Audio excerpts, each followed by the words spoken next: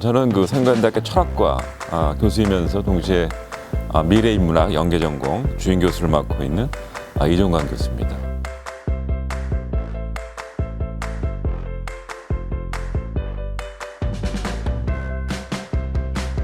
네, 저는 영어 영문학과에 있는 김원준 교수입니다.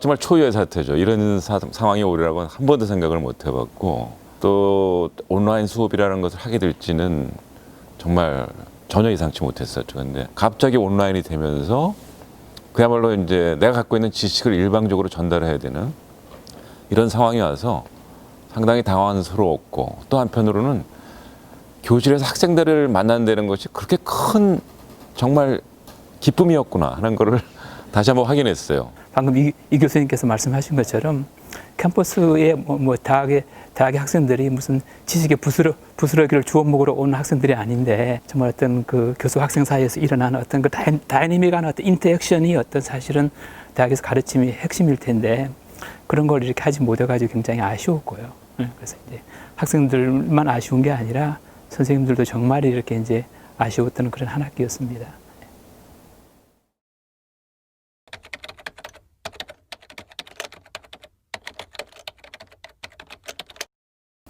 그렇죠. 그러니까 이게 사실 이제 뭐 코로나19의 이제 원인이 무엇인가에 관해서는 아직까지 확정적으로 이게 무엇이다라고 이제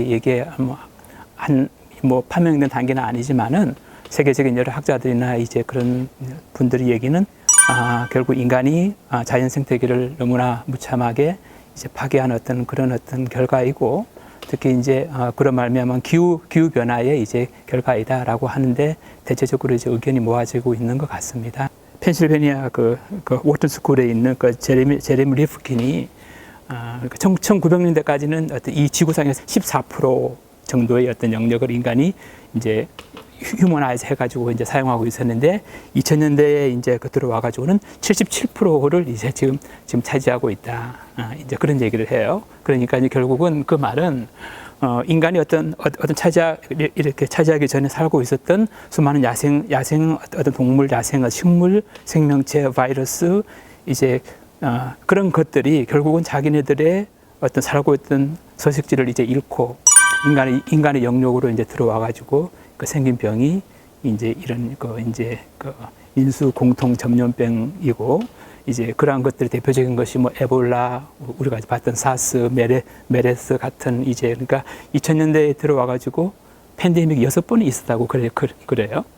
이제 그런 모든 것들이 결국은 이제 거기에서 비롯된 것이다라고 생각하고 있는 것 같습니다. 네, 좋은 말씀해 주셨는데요. 사실은 이제 21세기에 들어서 이 팬데믹뿐만이 아니라 우리가 혹시 현대의 문명이라는 것이 우리가 모르는 굉장히 야만적인 측면을 갖고 있는 것이 아닌가라는 것을 폭로하는 위기들이 몇 번 있었습니다. 첫 번째는 제가 보기에는 2008년 경제 위기였고요.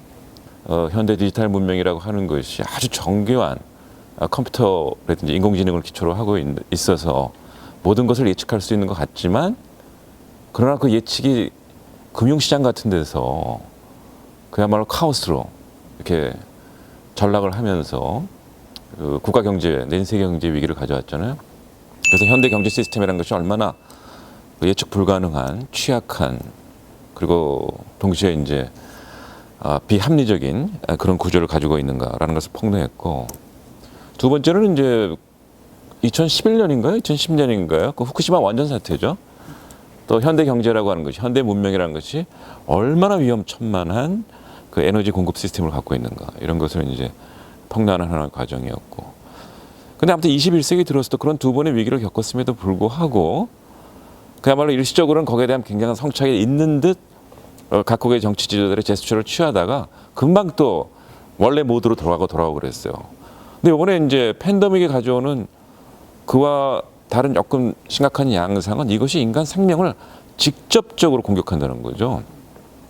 예컨대 이제 금융위기 같은 것은 그것도 사실 생명의 위기를 가져왔어요. 그걸 통해 가지고 많은 사람들이 결국은 경제 빈곤으로 자살도 하고 그랬지만, 그것이 이제 간접적이었지만 이건 직접적이란 말이에요. 그래서 그 충격이 더 큰 것이고, 두 번째로는 아까 말씀하신 대로 이것이 이제 현대 문명이 가지고 있는 그 야만성, 즉 생명에 대해서 얼마나 이게 사육적인가 하는 것을 이게 한편으로는 보여주는 거잖아요.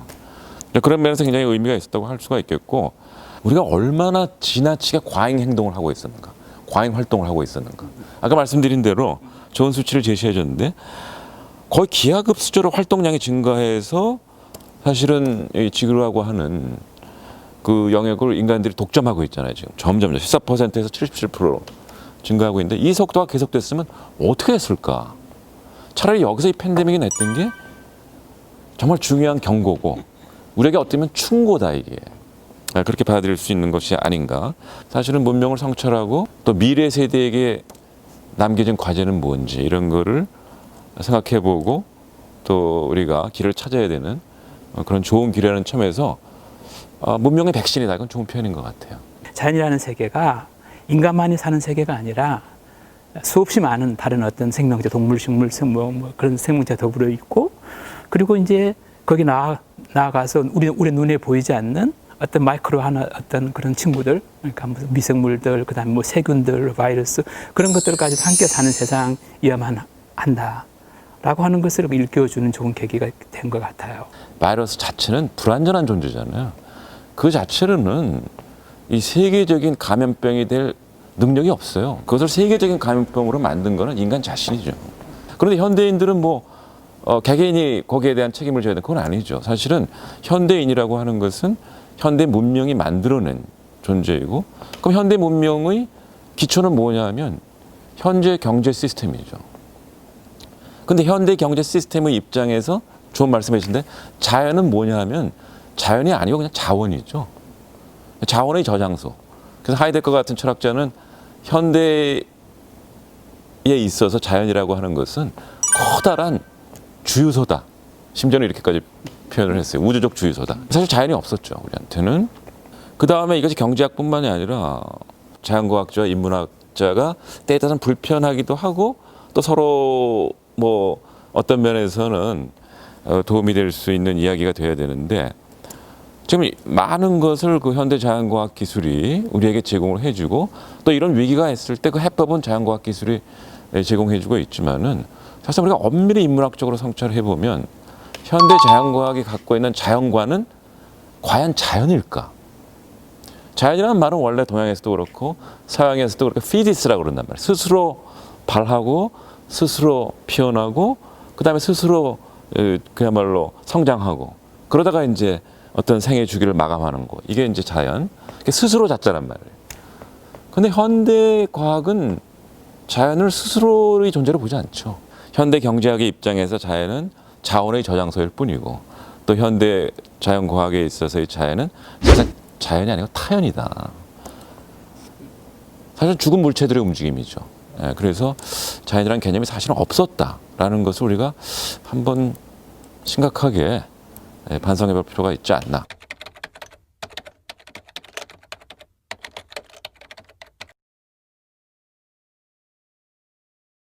인수 공통 감염병이라고 하는 것은 결국은 그러니까 동물하고 인간이 이제 같이 이제 걸릴 수 있는 어떤 전염병을 얘기를 하는 건데, 이 많은 것들이 사실은 와일드 애니멀 속에만 이제 있을 때는 아무런 별 문제가 없었어요. 그러니까 이제 야생 동물들은 이미 이제 그 병균의 내성을 갖고 있었고 면역 체계를 갖고 있었기 때문에 아무 문제가 없었는데, 이제 그런 것들이 이제 인간의 어떤 경제 활동이나 아까도 제가 말씀드린 것처럼 이제 그런 여러 가지 것으로 인해서 인간과 접촉을 이제 하게 되고, 이제 그래서 어떤 매개를 통해서 인간의 몸에 이제 들어왔을 때 이런 것들이 좀 문제가 생기는 것 같아요. 그래서 대표적인 것이 에볼라 같은 이제 병인데요. 그러니까 이제 에볼라는 그 서아프리카에서 이제 그 발생된 병인데, 거기서 무슨 과일 박쥐라고 하는 그게 이제 그 매개를 통해서 인간한테 왔는데, 과일 박쥐가 이제 살고 있었던 이제 야생 숲을 이제 다 이제 벌채하고 벌목해가 이렇게 했는데, 그걸 이제 왜 했냐면은 팜 오일 나무를 심기 위해서. 그러니까 팜 오일이 굉장히 큰 비즈니스거든요, 세계적으로. 그러니까 팜 오일 나무를 이제 심기 위해서 그걸 다 이제 베고 나니까 갑자기 이제 서식지를 잃은 박쥐들이 이제 자기네들이 이제 살 데가 없어졌기 때문에 계속 이제 인간들 주변으로 이제 모이기 시작하고 인간 주변에 집에 나무들을 앉기 시작하고 그러면서 이제 그 어떤 감정 경로를 통해 가지고 사람 몸속으로 들어왔거든요. 예. 어떤 농사를 짓고 목축을 하기 위해서 파괴한 숲의 면적이 아프리카 대륙만 하다고 얘기를 해요. 그러니까 이게 뭐 어마어마한 정말 상상할 수 없는 영역이잖아요, 그죠? 그리고 지금도 사실은 아마 저기 브라질의 아마존에서도 수없이 많은 지금 벌목이 이제 그 자행되고 있는데 그 모든 것들의 원인은 사실은 모두가 다 그러니까 소가 먹을 곡물을 키우거나 그 목초지를 쓰기 위해서 이런 일들이 자행되고 있거든요. 그러니까 결국은 이 지금 인수 공통 감염병의 가장 큰 원인은 이제 인간의 어떤 자연에 관한 그런 무분별한 개발 같은 것들이 있을 수가 있고 또 다른 하나의 원인은 이제 그 기후 변화 이것하고도 이제 밀접하게 연관이 있는 것 같습니다. 철학에서도 이제 생명 철학이라는 게 있어요. 그래서 그 관점에서 보면은 각각의 생명체는 그것들이 최적으로 살 수 있는 환경이 다 정해져 있단 말이에요.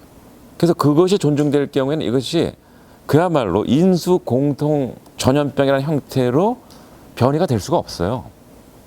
근데 이것이 이제 무너지기 때문에 일대 그 소위 말해서 서식지가 뒤섞임으로써 생태학적 혼란이 오기 시작하는 거죠. 그리고 이 생태학적 혼란이 직접적으로 영향을 미치는 것이 그 바이러스의 변이 과정이다. 이렇게 얘기를 할 수가 있을 것 같고 그 변이 과정에서 최초에는 동물들이 희생이 당했죠. 그러다가 이것이 이제 소위 가축들이 희생이 당하고 그 각축 공장에서 소위 생산되는 그러한 그 부속돼 있던 그런 그 생명체들이 뭐 대량으로 살처분 당하는 그런 현상이 있었다가 우리는 거기에 예외인 줄 알고 인간은 저런 동물들만 살처분 되는구나 이렇게 생각을 했다가 요번에 우리도 살처분 당하는구나 하는 거를 정말 뼈저리게 좀 겪고 있는 것이고 그래서 그 원인과 그 과정을 철두철미하게 우리가 다시 한번 잘 들여다봐야 될 것 같아요. 그래서 현대 문명의 실체는 뭐냐? 그것도 제대로 구명을 해야 되는데 사실 현대 문명의 실체는 하이퍼 소비자본주의라고 하죠. 과잉 소비자본주의. 예. 이게 무슨 이제 그 약탈 자본주의 같은 거잖아요. 그러니까 사실은 현대 경제 모델이 그래서 현대 사회가 만들어내는 말 가운데 저는 가장 그 저주스러운 말이 소비가 미덕이다.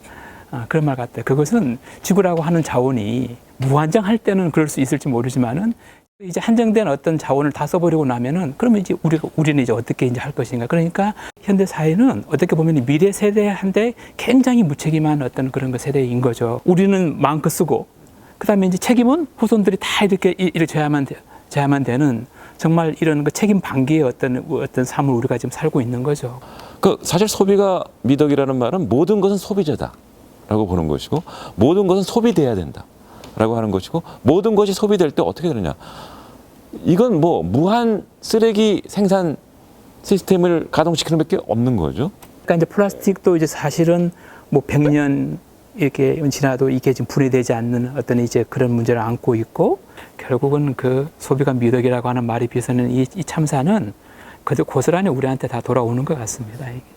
그런 의미에서 아까 저 미래 세대를 잠깐 언급해 주셨는데 지금 현재의 이 소위 기성세대들이 미래 세대에서 굉장히 무책임한 행동을 하고 있기 때문에 또 이 자기들이 무책임한다는 것을 각성도 못 하고 있기 때문에 사실은 미래 세대들은 분노해야 돼요. 뭐 우리는 그냥 누리고 살았어요. 그리고 이제 얼마 안 남아서 가면 되지만 미래 세대는 어떻게 할 거냐. 지금 디지털 뭐 그 기기만 사용하면서 이번에 코로나 그 때문에 소셜 디스탄싱 하면서 집에서 맨날 넷플릭스만 보고 있을 거냐. 이런 거 생각해봐야 된다고요. 그러니까 기성세대가 책임져야 될 부분이 틀림없지만 나는 그걸 늘 기런 얘기. 기성세대는 그냥 기성세대다. 절대 미래 세대를 위해서 뭘 안 바꿔준다. 사실 아까 1980년대에 말씀을 하셨지만 80년대 기성세대들은 민주화란 개념이 없었어요. 이제 80년대 세대들이 민주화를 이뤄냈잖아요. 그들이 이뤄냈어요. 그러니까 여러분들도 지금 코로나 이 사태를 맞이해서 새로운 문명이 열려야 된다. 그래야 미래가 길이 열린다. 그리고 이제 그 미래는 생태 민주주의.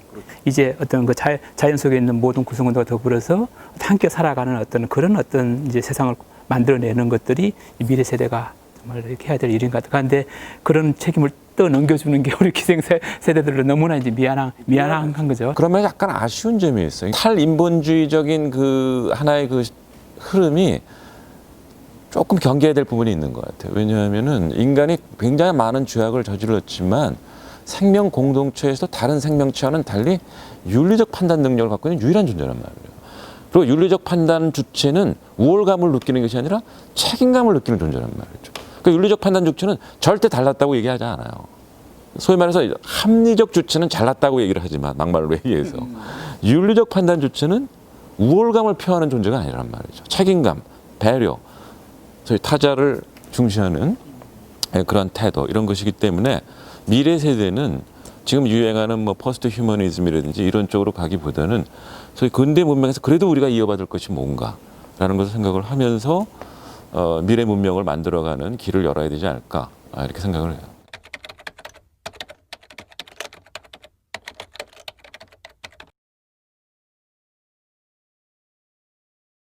그래서 이제 그 뭐 통계 자료를 몇 가지를 이렇게 봤더니만은 현재 지금 지구상에 있는 땅 가운데서 45%가 소를 직접 키우는 목초지로 쓰거나 아니면은 소한테 줄 곡물을 키우는데 사용되고 있다고 그래요. 세계에서 지금 그 사용 가능한 식수의 3분의 1을 가축을 키우는데 지금 쓰고 있다고 그래요. 그래서 어떻게 보면은 전 지구가 지구의 한 절반 그 정도가 정말 우리가 먹을 어떤 고기를 가축을 키우는데 지금 쓰고 있는 그런 실정이거든요. 그러니까 이제 이것이 어떻게 보면은 가장 큰 어떤 환경 오염 원인 중에 하나이고 또 다른 측면에서는 우리가 조금만 우리의 생각을 바꾸고 식습관을 바꾸면은 우리가 정말 실천할 수 있는 환경을 보존하기 위해서 실천할 수 있는 하나의 그 대표적인 방안이 아닌가 이제 그 생각이 들거든요. 정말 우리들이 살고 있는 모습을 보면 아까 말씀드린 대로 그야말로 어마어마한 고기를 소비하면서 또 어마어마하게 돌아다니죠. 어마어마하게 돌아다녀요. 여행 문화도 마찬가지죠. 인류가 이렇게 막말로 떼고지로 몰려다니면서 여행을 다닌 적이 없죠. 그러니까 여행의 원래 목적이 뭐냐라는 것은 사실은 인간의 삶 자체가 삶과 죽음 사이의 여행이기 때문에 뭔가 삶의 지혜를 얻기 위해서 다른 곳을 가보면서 뭔가 지혜를 터득하려고 하는 이러한 일련의 과정이었는데 지금 여행 자체가 또 하나의 소비 문화가 되어버렸잖아요. 그리고 그 여행을 뒷받침하기 위해서 어마어마한 이제 교통수단들이 움직이기 시작을 하고 그 중에서 이제 대표적으로 1990년대부터 대폭 증가한 것이 이제 소위 비행기 운항이죠. 그 비행기 운항을 통해 가지고 얼마나 그 환경이 많이 파괴됐었어요. 근데 그걸 우리가 이제 일상으로 살아왔었단 말이죠. 근데 이게 참 희한한 일이에요. 코로나 쇼크라고 하는 것이 와가지고 일단 식문화는 바꾸지 못했지만 여행 문화는 갑자기 바뀌어버렸단 말이에요. 이 여행 문화를 우리가 도저히 포기 못할 줄 알았단 말이죠. 근데 이 여행 문화를 바꾸면서 비행기 운항이 거의 스탑돼 버렸잖아요. 이게 굉장히 좋은 찬스다. 그렇다고 해서 여행을 포기하자는 얘기가 아니라 여행에 대한 개념을 다시 정립해야 된다라는 것이고 식문화도 지금 우리가 정말 우리가 탐욕적인 식문화를 갖고 있는 거 아닌가라는 걸 생각해 볼 필요가 있고 그래서 지금 우리 한국 사람이 먹는 식으로 고기를 먹으면은 2050년이 되면 지구가 2.3경가가 필요하대요. 그러니까 도무지 이제 그만큼의 어떤 고기를 생산해낼 수가 이제 없는 거죠. 그 심지어는 문화적으로도 바꾸고 있잖아요. 사실 몇 년 전부터 유행한 먹방이라는 것도 가만히 보면 우리가 지금 왜 먹방을 해야 되나? 응? 왜 먹방에 시간을 쓰면서 소비를 해야 되나 우리가? 그런 것도 한번 생각해 볼 필요가 있죠. 물론 음식은 굉장히 중요해요. 그러나 지금 우리가 정말 음식을 뭐 자연에서 나오는 여러 가지 식자재의 맛을 미학적으로 향유해서 하는 건지 아니면 그걸 소비하고 있는 건지 그걸 철저히 한번 따져볼 필요가 있다는 거죠. 지금 지구 온난화의 문제가 되는 게 그 소들이 이제 그 소양 그런 소들이 내뿜는 메탄가스가 이산화탄소보다도 80배 정도 괴롭다고 지금 그러거든요. 지구 온난화에. 그러니까 이게 지금 소고기를 먹는 게 이제 먹고 안 먹고의 문제가 이게 사실은 굉장히 어떤 단순히 음식 차원의 문제가 아니라 지구 온난화라고 하는 지금 클라이밋 체인지라고 하는 것이 굉장히 큰 부분이다라고 하는 걸 생각해 볼 수가 있고 기후 변화는 그야말로 쓰나미거든요. 결론적으로 하는 얘기는 뭐냐면은 그렇다고 내가 뭐 어느 날 갑자기 이제 고기를 먹지 말고 채식주의자가 되라 이렇게 이제 말하는 것은 아니다. 그런데 정말로 어떤 이런 의식이 있다라고 하면 우리가 고기 먹는 것을 양을 반만 줄여도 정말 우리가 하는 작은 조그마한 실천이 굉장히 큰 어떤 영향을 가져올 수 있다. 이제 그런 얘기를 하는데 하여튼 이 육식의 문제는 굉장히 중요한 이슈인 거 분명합니다. 중요한 것은 인간의 행동 양식인데 인간의 행동 양식은 물론 개개인의 선택에 의해서도 결정이 되지만 정치 경제 시스템하고 밀접하게 연관이 되어 있잖아요. 그래서 정치 경제 시스템을 우리가 어떻게 혁신해야 될 건가? 이거에 대해서 미래 세대는 아주 심각하게 고민을 해야 될 거라고 생각을 해요. 그러니까 결국 인간이 자기의 어떤 욕망을 추구하기 때문에 어떤 제도적인 어떤 그런 뒷받침이 없이는 하기 어렵잖아요. 그러니까 예를 들면은 디젤차를 모는 사람한테 우리가 이제 환경 뭐죠 부담세인가요? 뭐 그런 걸 그걸 하고 담배 피우는 사람들한테도 세금을 하는 것처럼 제가 이제 수업 전에 그랬는데 육류를 소비하는 사람들한테도 그러면 이제 육류 소비세 같은 것을 이제 부담 책정해가지고 결국은 이렇게 환경을 파괴하고 있는 일조하고 있으니까 그런 어떤 제도 같은 것들도 이제 생각해 봐야 되는 게 아닌가 뭐 그런 얘기를 했거든요. 그러니까 그런 식으로 일단 정책을 조율을 해서 뭔가 수요를 조금씩 이제 줄여나가는 것도 필요하고 그다음에 아주 거시적으로는 이제 현대 문명은 한계에 도달했다라는 것을 우리가 각성을 하면서 문명의 전환을 꿈꿔야 될 때가 아닌가 이렇게 생각을 해요. 육류를 줄이는 것도 육류를 줄이는 대신에 채식을 한다라고 하면서 뭐 희한한 곡물을 이제 찾기 시작한다든지 예? 특수 작물을 뭐 대량으로 사실 뭐 경작을 한다든지 그러면 또 다른 어떤 그 소위 말하는 그 대대적인 어떤 그 환경의 파괴가 농업을 한다고 하면서 산업적인 유기농을 하게 되면 그것도 이제 또 다른 이제 다른 문제가 되는 거죠. 그래서 그런 그 악순환이 그러니까 다시 말해서 A를 피하면서 B를 불러들이는 이런 악순환이 계속될 것이기 때문에 문제의 해결 방법은 정말 문명의 대전환을 한번 시도해보는 그런 것이 필요하고 거기서 탈출구를 찾아야 될 것이 아닌가. 그러니까 미래 세대들이 이러한 어떤 생태 가치, 사회적 가치를 중심으로 해서 다시 연대하는 게 필요하다는 거죠. 사실 뭐 WTO 같은 것은 시장 가치를 중심으로 해서 세계가 연대했던 것이고 사실은 우리는 WTO를 넘어서는 그 새로운 가치를 중심으로 한 그 젊은 세대들의 어떤 세계적인 연대가 필요하다 이렇게 생각할 수 있을 것 같아요.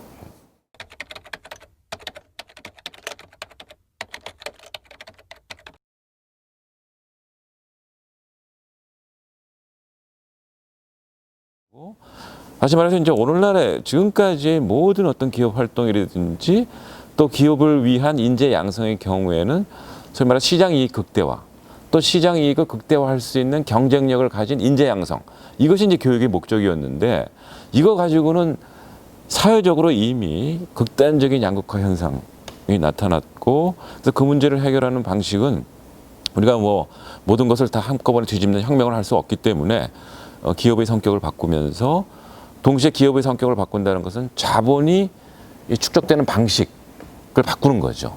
그러니까 이제 기업적인 측면에서 지금 좋은 말씀해 주셨는데 그러니까 이제 MBA 프로그램이라고 하는 게 사실은 이제 극단의 이혼을 추구하기 위해서 만들어진 프로그램이잖아요. 그런데 요즘 이제 몇 년 전부터 MBA 미국의 유수한 MBA 프로그램 속에서도 이제 기업의 사회적인 책무, 그다음에는 어떤 서스테이너블 매니지먼트 이제 그런 것을 하나의 큰 어떤 그 MBA에서 배우는 하나의 큰 이제 브랜치로 이제 하는 움직임이 생겼대요. 이제 그런 걸 보면은 어느 정도 이제 그런 의식이 조금 이제 싹트고 있는 점도 있는 것 있는 것. 거기서 희망을 보고 그러나 그것이 자연스럽게 생겨나는 것이 아니라 특히 이제 미래 세대들이 그러한 운동에 적극적으로 동참하는 거. 그게 굉장히 중요하죠. 그러니까 여전히 시장 중심적인 경쟁력에 자기를 그냥 내맡기는 거. 그거는 사실은 미래 세대가 할 일이 아니다 이렇게 봐요. 그러니까 자기들의 능력을 무엇을 위해서 키울 것이냐. 시장 경쟁력 강화를 위해서 내가 거기 하나의 그야말로 수단으로서 활용되기 위해서인가 아니면 사회적 가치를 창출하기 위한 능력자로서 나를 스스로를 개발할 것인가. 이거를 결정해야 지구의 미래가 있고 생태계의 미래가 있다. 이렇게 얘기를 할 수가 있을 것 같고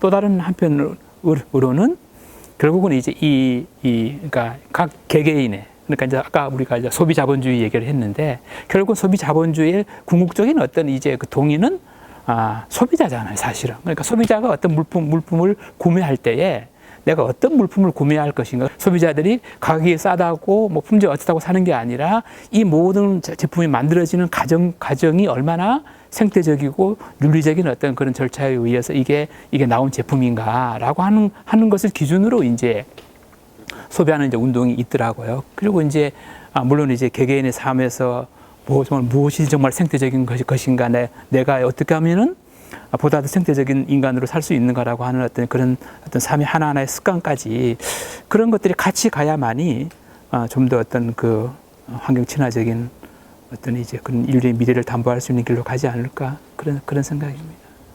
이 기업과 정부, 그다음에 개인, 그다음에 이 기업이 수단으로 삼고 있는 과학기술의 성격이 무엇이냐, 이것이 앞으로 굉장히 중요할 것이고, 그다음에 이제 아까 좋은 말씀하셨는데 정부가 해야 될 중요한 역할은 뭐냐 하면은 우리가 좋은 기업이 생겨도 그 전반적으로 기업들이 그 플레이하는 룰 자체가 이런 좋은 취지를 갖는 기업들이 생존할 수 없으면 안 되는 거예요. 그러니까 오히려 이런 좋은 취지를 갖고 있는 기업들이 생존할 수 있도록 전반적인 경제 제도를 다시 혁신하는 거, 이게 굉장히 중요하다. 또 말씀하신 대로 경제 생활을 어떻게 할 것인가, 이것도 개인이 생각해야 되고, 그래서 앞으로는 난 소비자라는 말은 없었으면 좋겠어요. 네, 그건 굉장히 오해를 불러일으킨다. 우리의 경제 활동은 소비하기 위해서 하는 게 아니다 라는 것을 분명히 각성할 필요가 있는데, 원래 경제라는 건 오이코노미라는 말, 다시 말해서 살림살이를 잘 가꾸는 그런 거거든요. 오이코스, 집을 잘 가꾸는 그런 거란 말이에요. 그래서 그 원래 의미로 경제라는 말이 돌아가야 되고, 그러기 위해서는 경제학도 성격이 바뀌어야 되고, 경제 주체인 인간 개개인도 자기를 소비자로 보는 게 아니라 가꾸는 존재. 제가 이제 한 가지 궁금한 것은 이런 이제 사태를 겪고 나서도 그럼 이제 이 사태가 어느 정도 치유되고 나면은 다시 이제 인간들은 옛날의 삶의 방식으로 돌아갈 것인가, 아니면은 정말 좀 더 새로운 어떤 생태적인 어떤 삶으로 좀 전환을 할 것인가, 그게 사실은 제가 굉장히 좀 갖고 있는 큰 관심사입니다, 지금. 이 코로나가 단순히 팬데믹이 아니라 다른 뭘로 올지 또 몰라요. 또 다른 종류의 재앙으로, 문명 재앙으로 올지 모르니까 정말 이번에는 정신 똑바로 차려야 된다. 그 대학도 각성해야 된다. 대학이 사실은 어떤 면에서 문명의 책임을 최전방에서 이끌고 가고 있는 것이라고 할 수 있는데, 지금 대학이 뭘 생각하고 있느냐. 대학이 정말 어떤 면에서 일부에서는 지금 서스테이너블 MBA도 양성하고 있지만 그건 그냥 마이너란 말이에요. 그리고 나머지는 전부 뭐예요?